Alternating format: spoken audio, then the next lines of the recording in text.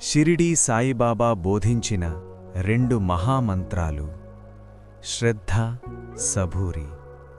ఈ రెండు మాటలలోనే బాబా చెప్పిన మొత్తం ఆధ్యాత్మిక మార్గం దాగి ఉంది. కాని శ్రద్ధ అంటే ఏమిటి, సబూరి అంటే ఏమిటి?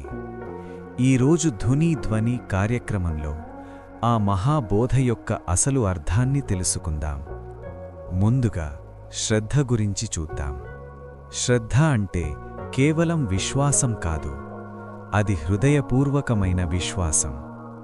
మనసు సందేహపడినా, పరిస్థితులు కష్టంగా ఉన్నా, మన గురువు లేదా దేవుని మీద దృఢమైన నమ్మకముంచడం, అదే శ్రద్ధ.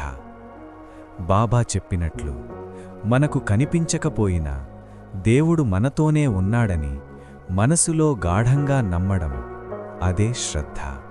ఇప్పుడు సబూరి గురించి. సబూరి అంటే ఓర్పు, సహనం, సమయం మీద నమ్మకం. మన ప్రార్థనలు చేసిన వెంటనే ఫలితం రావాలని కోరుకుంటాం.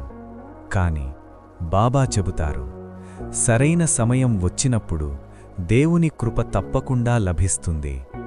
అందుకే ఆశతో ఎదురుచూడడం, మనస్సును ప్రశాంతంగా ఉంచడం, అదే సబూరి.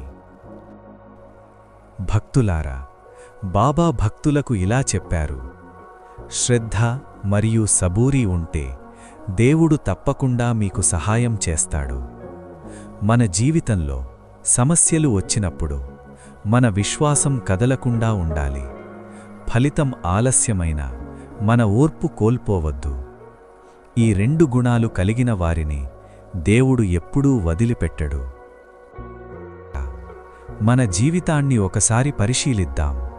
మన దగ్గర శ్రద్ధ ఉందా? మన దగ్గర సబూరి ఉందా? ఈ రెండు గుణాలు మనలో పెరిగితే జీవితం మారిపోతుంది. అందుకే బాబా చెప్పిన ఈ రెండు మాటలు శాశ్వత సత్యాలు. సాయిబాబా చెప్పిన శ్రద్ధ, సబూరి, ఈ రెండు మాటలు మన జీవితానికి దారి చూపే దీపాలు. ఈ బోధను మన హృదయంలో నిలుపుకొని శాంతిగా జీవిద్దాం. ఓం సాయిరాం.